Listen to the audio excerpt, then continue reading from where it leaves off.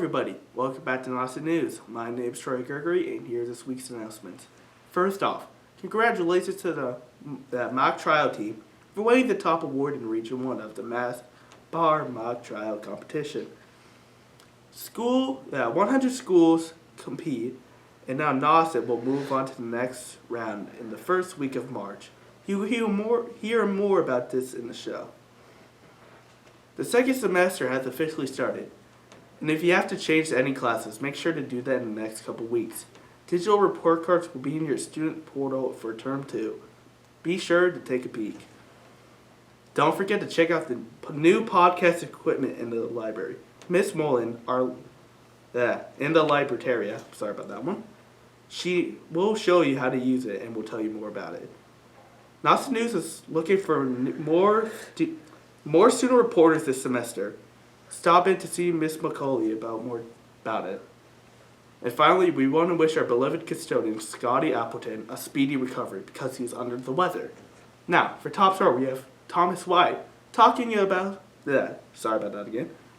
us about mock trial victory in the prelim rounds in the MA competition. Sports was me. Fashion Police was Commissioner Harriet. She will be asking people about their comfort and style outfits. Fact or Fiction was the Honors Criminology class. It's Law by the Honors Law class. The Build Your Project also by me. And finally, Street Talk with Gianna Cassell. She will be asking people about their favorite pizza and how they like it. Special shout out to Andrew Keene, Kamisha Harriet, and Gianna Cassell for being the camera crew today. Now let's hear for the top story. Hi, and welcome back to Nauset News. This week our top story is the Nauset Mock Trial team winning their region for the second year in a row and moving on to the state tournament, which would otherwise be seen as the playoffs in more sport-like terms. With arduous practices led by volunteer attorney coaches, the team led by Mrs. McCulley and her student leaders, the team has excelled, and Nauset has beat out nearly 80 other teams in a tournament-style competition. In order to move on, Nauset has won all three of their preliminary trials, against Sturgis West, Sturgis East, and Monomoy. At this moment, the team is in a holding pattern, awaiting other schools from different regions to win their trials in order for Nauset to have someone to go against in the regional trials. This year, their fictitious case is a criminal one, which involves drugs, money, beatings, and potentially corruption with a local detective, in which the team has to prepare both sides, both the prosecution and the defense, where they will try to prove the guilt or the innocence of the defendant, Meyer Wall. We wish the team luck and hope that they continue to progress in the tournament, which will pick up again in early March. Go Nauset. Hello everybody, my name is Troy Gregory and welcome to the Build Your Project update. So, we don't really have Bob here today, but we do have some footage of the new windows that were just installed up there. So, let's go take a look at it. Hello, so I'm here with Tanner Smith. So these windows, they look really cool. How long did it take to install them? So the frame, it took about 2 days to install, from anchoring it into the wood and the steel at the bottom. The glass took roughly a full day, which for us is a 10-hour day. As you can see, my coworker up there, he's doing the vinyl to make sure the glass stays in there. And we have an anti-walk block that goes in the frame to keep the glass from sliding side to side, because since we're so close to the coast, it has to be hurricane proof. Nice. And any final thoughts about these? I think that when the job is fully wrapped up, it's going to look really nice. Pretty expensive glass. It's got some top-of-the-line features. I gotcha. Well, that's it for the Build Your Project update. My name is Troy Gregory. Good morning, Nauset News. I'm Commissioner Harriet, and I'm here with this week's Fashion Police. This week's topic is stylish or comfy. Dressing on your feelings is a great aspect of stylish or comfy or comfortable you are. Nauset students' clothes vary day by day depending on the weather and how stylish or comfortable you choose to be. Let's go check out some stylish fits. Hi, Nauset News. So I'm here with Ariana today. So Ariana, are you dressed comfy or stylish? It's both. Thank you. Hi, Nauset News. I'm here with Jordana today. Can you tell me if you're dressed stylish or comfy? Comfort. Thank you. Hi, Nauset News. I'm here with Patrick today. So Patrick, based on your style, are you just comfy or stylish? I like the style, but I mostly pick it because it's comfy. Thank you. And also news, I'm here with Finn today. So Finn, are you just stylish or comfy? God, I feel like I always try to. I don't know. I feel like costume over comfort. That's usually what I go for. I don't really go for a comfortable look. Okay. That's it. Stylish, thank you. Yeah, thanks. Hi, Nauset News. I'm here with Mr. Cully and RJ. So can you tell me if you're dressed comfy or stylish today? I would say both. I'm definitely comfortable. It's really cold out today, so I have my nice warm corduroys on, and I also am sporting my blue boots.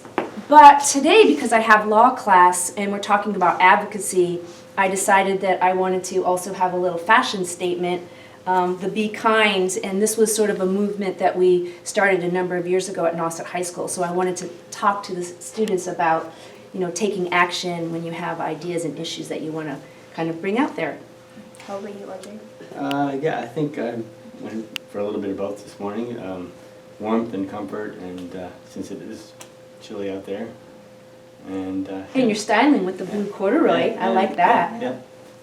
So yeah, I like to coordinate my colors as much as I can. So. Yeah. Thank you. So today I chose to dress really comfy with my outfit and kind of stylish with my jewelry and this jacket. And bye. See you guys next week. Hello everybody, my name is Trey Gregory and welcome to Nauset Sports. The Nauset swim team traveled to Sandwich on January 30th to take on the Black Knights in dual meet action. The girls won 103-66, while the boys lost 76-82. Many of the swimmers have qualified for the postseason, and we wish them luck, especially Lynn Correll, Issy Hardwick, Nina Mako, Isabel Coella, Laura Kaiser, and Lila Kenny, who have dominated the season. Congratulations to the girls and boys indoor track team. The athletes competed at the MSTCA Coaches Invitational in Boston last weekend. A big shout out to junior Madeline Mahoney, who won the 1,000 meter event. Also making the podium with Violet Roach in the high jump and Aiden Brown in the 55 meter hurdles. In addition, Brown qualified for nationals. The boys hockey team beat Old Rochester 6-0 on January 28th at home. The team is really doing great. Congrats to Sam Mayhew for scoring the first goal in varsity action. And congrats to Logan Pauline, Colin Ward, and Aaron Howard for all scoring as well. The girls are on a roll as well, winning their last game against Nantucket 14-0. I guess they're really fighting the back of the nets this year. Congrats to girls hockey. My name is Trey Gregory, and this has been Sports. Go Nauset. Hi, I'm Gianna Casal here with your Street Talk. Today we're going to be asking people what their favorite pizza topping is, how they like their pizza cooked, and if they like their thin crust or thick crust. So I'm here with Miss Mullen, and what is your favorite pizza topping? It's going to sound really weird, but it's garlic. Ooh, that I'm a probably big- adds a... It does. Yeah. And do you like thin crust or thick crust? So sadly, I am gluten-free, and so my only option is ever thin crust. But that's okay. It still tastes good. Thank you. You're welcome.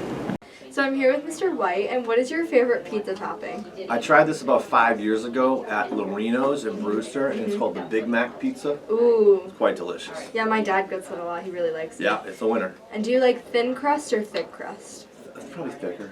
Thicker? Yep. Thank you, Mr. White. Anytime. So I'm here with Mr. Clark, and what is your favorite pizza topping? My favorite pizza topping is Hawaiian. Hawaiian? And that is ham and pineapple. Thank you. And do you like thin crust or thick crust? Generally thin crust, only once in a while the thick crust. Thank you, Mr. Clark. Take care. So I'm here with Mr. Hamilton, and what is your favorite pizza topping? My favorite pizza topping is either feta cheese or goat cheese because there's a pizza from Rock Harbor Grill that has like mushrooms and goat cheese on it, and it's absolutely delicious. And do you like thick crust or thin crust? I like thin crust. Thank you, Ian. So I'm here with Tony, and what is your favorite pizza topping? Pepperoni and mushroom would be my favorite. And do you like thin crust or thick crust? Thin. Thin. Well, thank you. I hope you enjoyed everyone's answers. My favorite pizza is probably chicken bacon ranch or bacon and pineapple. It's really good. I know it sounds gross, but it's actually really good. So I hope you enjoyed. I'm Gianna Casal with your Street Talk. Welcome back to Money Matters with Thomas White. Today we're talking about the 50-30-20 rule, which is an investing rule that can help you live a properly budgeted life. This rule divides your income into 3 separate categories so that you know where your money is going and that you can track it. The 50% is your needs. This is what you need to live. This is food, this is water, this is gas, this is groceries, anything that you actually need to live. Furthermore, you have the 30%. The 30% is what you want. If you want a new pair of shoes, if you want a new game, if you want a new set of clothes, this is what you want. You can put 30% of your income to what you want.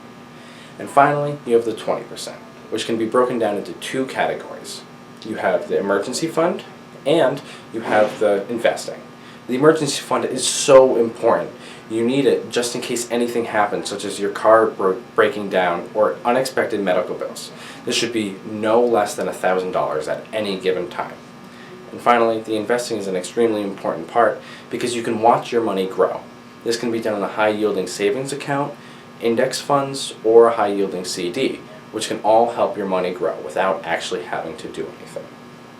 You'd be surprised how many Americans don't track whether their money comes in or out, and this can affect them severely because they'll end up living paycheck to paycheck and they can't live a financially free life.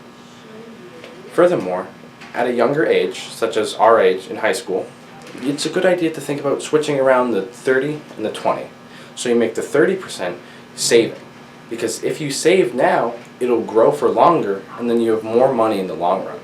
And then at this age as well, you need to learn to live with less. So your 20% is your wants. While there's still 20% of your income going there, it's still important to have 30% investing and growing for your future so that when you retire, you have enough money, and if you have a financial goal like a house, that money can go right there without having to worry about it. Thank you for tuning in, and next week we'll talk about investment strategies on Your Money Matters. Hi, I'm Laura Ricard, and today I'm bringing you the fact or fiction from Honors Criminology from the book Criminology: The Core by Larry J. Siegel. So today we read the statement from fact or fiction that most kids who get into serious trouble fall in with a bad crowd when they are teens. And I think that I agree that this is fiction because throughout your teenage years, I think you were influenced by many of the things around you, and I think that once you experience those things, you kind of learn how to get out of them better, and you learn how to develop from them better, and ultimately an individual can change from their actions even in the teenage years. Hello, my name is Lisa Pella, and this is It's the Law, brought to you by the Law Honors class. Today I will be talking about snow and ice removal regulations. Recently in 2010, a judge overruled a prior Massachusetts law. This stated that it was acceptable for property owners to leave a natural accumulation of snow and ice on their property. Now in Massachusetts, property owners can be held responsible for failing to remove snow and ice from their property. However, for condo and housing rentals, the landlord is still responsible for the snow removal. The laws for each area mostly depend on that town's regulations and rules. It is important to check your area's rules around snow removal so you can be prepared for the winter. I am Lisa Pella, and this has been It's the Law.